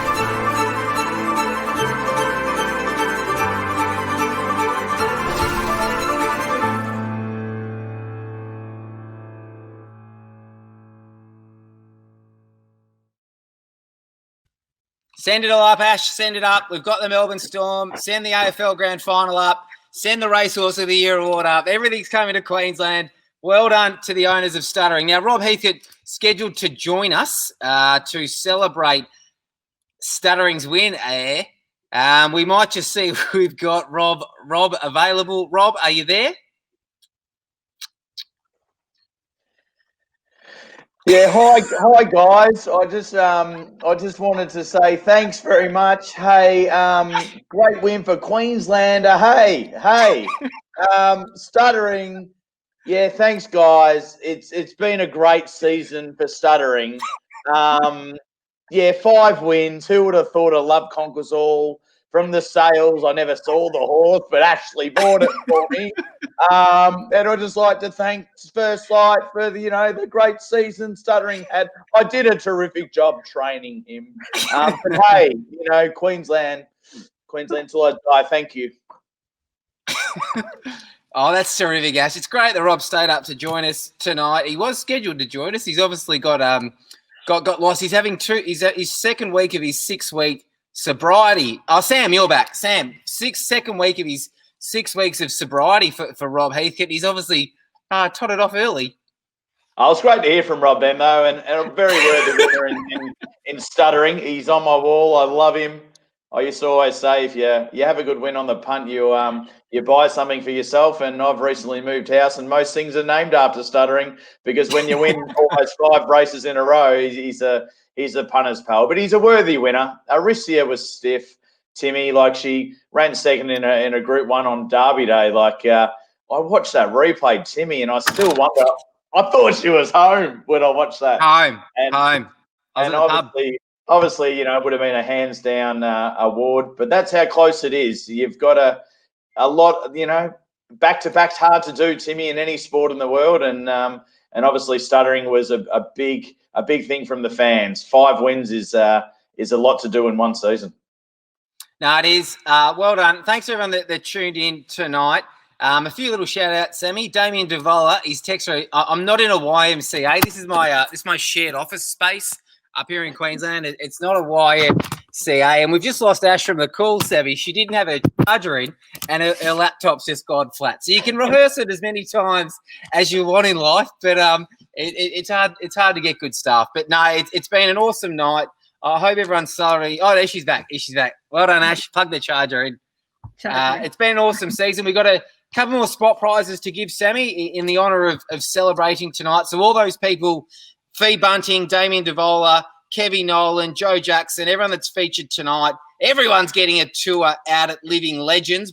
They've been kind enough to give us 9 private tours. So the lucky last prize, Bell, goes to not to Natalie Byrne, Bell. We're giving it to her dog. I believe the dog's getting a private tour.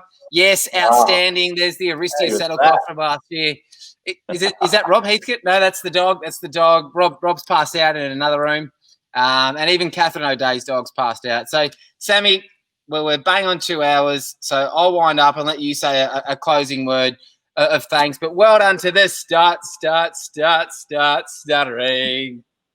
No, it's exciting times. We've got a friendly rivalry, Tim and I, about the Victorian stable and the Queensland stable, but great to send one up for Stuttering. But let's fight back Victoria. But as we always do, we thank our owners, but I really want to thank all the individual staff that are helped put this night together. And just for the last 12 months, it's a tricky time. We haven't seen each other much in person, but Catherine, Belinda, Ashley, Ruth, who's not here on this call, but is tuning in, Ruth, thank you very much for running the accounts, and very much thanks to Marnie as well at the farm for building the future for some of these superstars. We thank everyone. I'll shout out to you, Timmy. You're doing okay in Queensland too if you're getting a Horse of the Year award. So well done to you, mate. Oh, head bobble for Queensland. You couldn't have just given us something, Tim. You guys are roaming around free, doing whatever you want. We're locked up down here, and you couldn't even give us Horse of the Year. Oh, me and Stuttering, we're going to the AFL Grand Final in a few weeks. We are up and about up here in Queensland. So, no, very good. For all the Queenslanders on the call, we have our much anticipated Queensland Racehorse of the Year Awards night next Saturday. Sammy, you'll be taking the $1.04 about Stuttering. If you just won the Australian award, he'd be short price to get the Queensland one. 98 cents they got up at Sportsbet for Stuttering for the Queensland. Oh, hang on. Ashley's reacted there. Well, do they need a chance, Ashley? Is there a newcomer award for the Queensland team as well? You're not paying attention, Ash, doesn't he? He won that as well. Terrific. I think we could gas bag all night. I'm going to get my Uber down to the Waterloo to catch up with Bruce Atkinhead. We'll celebrate Stuttering's win. But thanks to everyone for joining tonight. Big thanks to Tim Bell, your mate that's run the production tonight. Gone through seamlessly. Thanks to everyone who joined. We can't wait to see you all on track in person to celebrate the Racehorse of the Year when we can. And happy spring and happy 2021 to everyone. Cheers. Bye.